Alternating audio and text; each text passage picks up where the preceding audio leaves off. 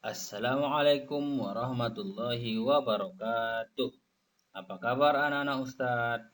Senang sekali rasanya bisa kembali menyapa anak-anak Ustadz semua. Alhamdulillah, kita ketemu lagi dalam pembelajaran daring hari ini. Perhatikan dan tonton video ini sampai habis ya. Hari ini kita akan belajar atau membahas tentang tema 3. Tokoh dan penemu, subtema 1, penemu yang mengubah dunia, pembelajaran 1 dan 2. Dalam pembelajaran kali ini, anak-anak Ustadz diharapkan mampu 1. Mengidentifikasi komponen dan rangkaian listrik. 2. Menggali isi informasi dari teks eksplanasi ilmiah. 3. Menjelaskan pengaruh listrik terhadap perubahan sosial budaya. 4. Mengidentifikasi interval nada pada solmisasi tangga nada. Sikap yang akan kita kembangkan yaitu adalah disiplin dan tanggung jawab. Ayo mengamati. Coba anak-anak Ustadz perhatikan gambar berikut. Benda apa saja yang termasuk benda elektronik pada gambar ini? Anak-anak Ustadz tahu nggak apa itu benda elektronik? Benda elektronik itu adalah benda atau alat yang dibuat dengan prinsip elektronika. Ada kabel, ada baterai, atau arus listrik. Ayo, mana benda elektronik pada gambar ini? Bagus. Yang pertama ada televisi. Yang kedua ada jam dinding. Dan yang ketiga ada lampu. Jadi ada 3 benda elektronik yang ada pada gambar ini. Coba anak-anak Ustadz perhatikan benda-benda elektronik yang ada di sekitarmu. Pasti banyak yang akan anak-anak Ustadz temukan. Baiklah, kita masuk kepada pembahasan yang pertama, yaitu mengidentifikasi komponen dan rangkaian listrik.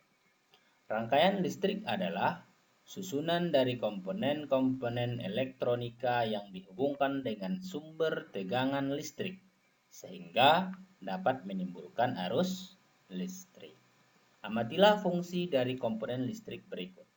Coba Anda perhatikan tabel dan gambar yang ada di video ini. Ada yang pertama, nomor 1 ada saklar. Fungsinya untuk memutus dan menyambung arus listrik. Perhatikan pada gambar di mana letak saklar tersebut. Yang kedua ada kabel. Kabel itu berfungsi media penyalur arus listrik. Yang ketiga ada lampu. Lampu berfungsi benda yang dialiri listrik. Dan yang keempat ada baterai. Baterai itu fungsinya sebagai sumber energi listrik. Inilah komponen dari listrik yang sederhana.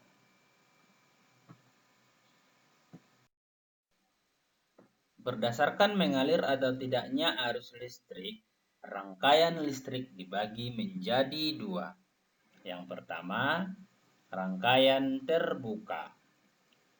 Rangkaian terbuka merupakan suatu bentuk rangkaian listrik di mana arus tidak dapat mengalir dalam rangkaian karena ada bagian dalam rangkaian yang tidak terhubung. Perhatikan gambar berikut. Ada kabel yang tidak terhubung atau terputus sehingga mengakibatkan lampu menjadi mati. Yang kedua, ada rangkaian tertutup. Rangkaian tertutup adalah rangkaian yang dapat mengalirkan arus listrik sehingga lampu dapat menyala. Anak-anak Ustadz, perhatikan perbedaan dari kedua rangkaian tersebut. Ada rangkaian terbuka dan ada rangkaian tertutup. Selain itu, berdasarkan susunannya, rangkaian listrik dapat dibagi kepada satu, rangkaian seri. Yang kedua, rangkaian paralel. Untuk lebih jelasnya, anak Ustadz perhatikan gambar berikut. Rangkaian seri adalah rangkaian yang disusun secara seri atau berurutan.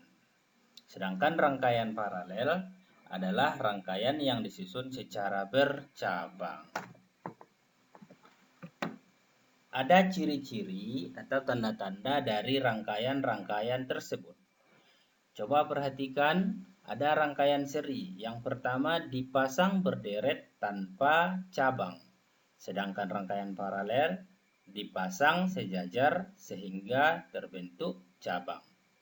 Yang kedua, menggunakan sedikit komponen penyusun. Sedangkan rangkaian paralel menggunakan banyak komponen listrik. Yang ketiga, ciri-ciri dari rangkaian seri, lampu menyala redup, sedangkan rangkaian paralel adalah lampu menyala lebih terang. Yang keempat, jika salah satu alat listrik dilepaskan mengakibatkan alat listrik yang lainnya akan padam. Sedangkan rangkaian paralel, jika salah satu aliran listrik diputus, maka tidak berdampak pada aliran yang lain. Dan ada kelebihan dan kekurangan dari rangkaian seri dan rangkaian paralel. Kelebihan dari rangkaian seri adalah membutuhkan sedikit komponen listrik, sehingga biaya yang dibutuhkan untuk membuat rangkaian seri lebih sedikit daripada rangkaian paralel. Kekurangannya, jika salah satu alat listrik dilepaskan dari rangkaian yang membuat kabel terpisah, maka akan mengakibatkan alat listrik lainnya akan padam. Seterusnya, kekurangan berikutnya adalah lampu yang menyala lebih redup. Sedangkan rangkaian paralel, kelebihannya adalah jika salah satu listrik diputus, maka tidak akan berdampak pada arus listrik di cabang lain sehingga alat listrik lain tetap menyala. Sedangkan kekurangannya membutuhkan banyak komponen listrik sehingga biaya yang dibutuhkan untuk membuat rangkaian paralel lebih besar daripada rangkaian seri. Perhatikan baik-baik gambarnya.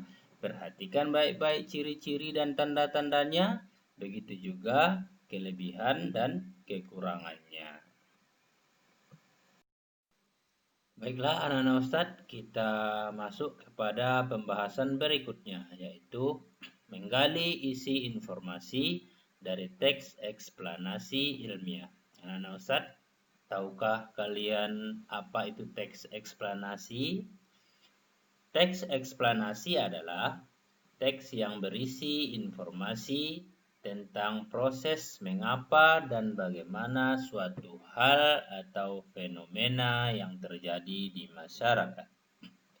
Misalnya, tentang pengetahuan sosial, budaya, dan lainnya.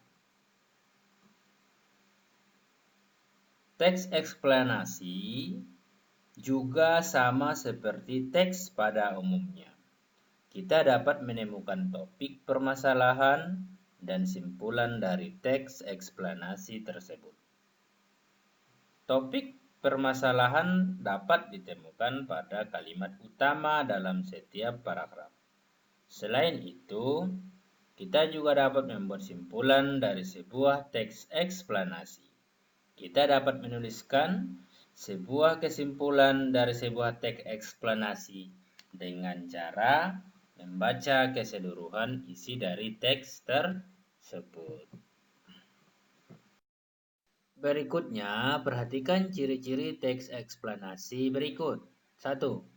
Memiliki struktur yang terdiri dari pernyataan umum, urutan sebab akibat, dan interpretasi atau kesimpulan.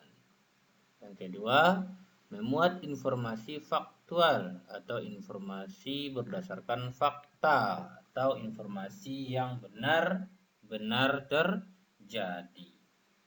Yang ketiga, bersifat informatif. Anak-anak Ustadz, nanti silakan lihat di buku contoh-contoh dari teks eksplanasi. Silakan kalian pahami dan baca dengan baik. Baik, kita lanjutkan kepada materi selanjutnya, yaitu menjelaskan pengaruh listrik terhadap perubahan sosial budaya. Diskusikan pertanyaan-pertanyaan berikut. 1. Apa manfaat yang kamu peroleh dari penemuan listrik? 2. Apa yang terjadi jika tidak ada penemuan listrik? Coba nanti anak-anak Ustadz diskusikan bersama anggota keluarga di rumah. Bertukar pikiran dengan saudara, dengan kakaknya, boleh juga bersama orang tua. Silahkan tanyakan. Lampu listrik membawa pengaruh besar terhadap perubahan sosial budaya di masyarakat. Perubahan sosial budaya ini mendorong masyarakat dari kehidupan tradisional menuju kehidupan yang modern. Sebelum adanya lampu listrik, masyarakat hidup secara tradisional. Penerangan hanya menggunakan lampu obor, lilin, atau lampu minyak. Kehidupan masyarakat setelah adanya lampu listrik menjadi lebih mudah. Masyarakat dapat memanfaatkan listrik sebagai penerangan. Silakan lihat gambar yang ada di slide ini. Yang pertama dari lampu obor atau lilin. Lebih maju menjadi lebih modern seperti yang kita alami dan kita rasakan pada saat sekarang ini. Untuk lebih jelasnya, anak-anak Ustadz coba perhatikan bagian berikut ini. Pengaruh listrik terhadap kehidupan masyarakat di lingkungan kita. Ada beberapa benda dan peralatan rumah tangga. Coba perhatikan yang sebelah kiri, itu adalah sebelum ada listrik. Sebelah kanan setelah ada listrik. Yang pertama, sebelum ada listrik, dahulu orang menggunakan setrika arang. Setelah ada listrik, orang menggunakan setrika listrik. Jadi pekerjaan lebih mudah. Yang kedua, dahulu komunikasi hanya jarak dekat. Sedangkan setelah ada listrik, komunikasi bisa dilakukan dengan jarak jauh. Selanjutnya, dahulu orang hanya bisa bekerja pada siang hari. Sekarang, orang juga bisa bekerja siang dan malam hari. Kenapa? Karena bisa digunakan listrik sebagai penerang jika kita mau bekerja di malam hari. Selanjutnya, dahulu orang menggunakan lampu minyak atau obor.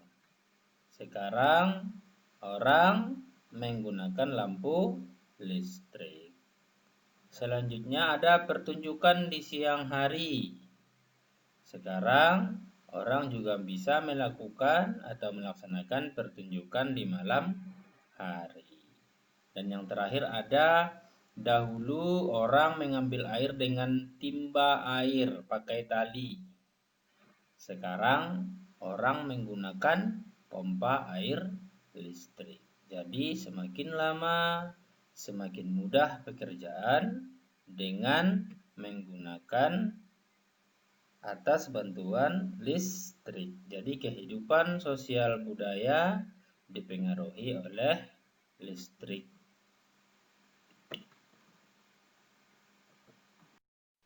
Baiklah anak-anak Ustadz, kita lanjutkan pembahasan kita selanjutnya, yaitu mengidentifikasi interval nada pada solmisasi tangga nada. Anak-anak Ustadz, tahukah kalian apa itu nada? Nada merupakan bunyi yang beraturan serta memiliki tinggi dan rendah yang berbeda-beda. Saat anak-anak Ustadz menyanyikan sebuah lagu, anak-anak Ustadz harus memperhatikan tinggi dan rendah nada dalam lagu tersebut. Jarak antara satu nada dengan nada lainnya disebut dengan interval nada. Coba anak-anak Ustadz perhatikan interval nada pada solmisasi tangga nada berikut. Di sini kita bisa melihat ada nada-nada C, D, E, F, G, A, B, dan C. Jika kita tulis dengan not angkanya atau notasi angkanya, maka C sama dengan 1, D sama dengan 2, E sama dengan 3, F sama dengan 4, dan selanjutnya. Jika kita baca solmisasinya, maka dia menjadi do, re, mi, fa, sol, la, si, do. Di sini kita bisa melihat ada interval nada yang berjarak 1. Ada juga yang berjarak setengah. Ada juga yang berjarak 1,5 nada dan ada juga yang berjarak 2 nada. Coba anak-anak Ustadz perhatikan mana yang berjarak 1 nada. Ya, bagus. 1 nada. Contohnya yaitu C, D. Kalau kita baca solmisasinya do, re. Itu merupakan berjarak 1 nada. Selanjutnya contoh yang kedua ada D, E. Kalau kita baca solmisasinya re, mi. Ini merupakan contoh interval nada yang berjarak 1 nada. Bagaimana dengan yang berjarak setengah nada? Coba perhatikan lagi interval nadanya. Contohnya yang berjarak setengah nada itu adalah E, F. E, F. Ya. Atau dibaca mi, fa jika dibaca solmisasinya. Mana yang berjarak 1,5 nada? 1,5 nada. D, F. D, F. Atau dibaca re, fa.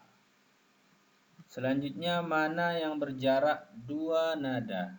Mana yang berjarak 2 nada? Yaitu contohnya C, E. C, E. Jika dibaca solmisasinya yaitu do, mi. Anak-anak Ustadz silakan perhatikan dan lihat kembali di bukunya, buku tematik halaman 11. Perhatikan dengan baik-baik tabel dari jarak ataupun interval nada yang berjarak 1,5, 1,5, dan 2 nada. Baiklah anak-anak Ustadz, sekian dulu video pembelajaran kita kali ini. Semoga bermanfaat. Silakan pelajari bukunya di rumah. Jika tidak paham, silakan kembali putar videonya. Tetap jaga kesehatan. Kita tutup dengan membaca Alhamdulillahirabbil alamin. Assalamualaikum warahmatullahi wabarakatuh.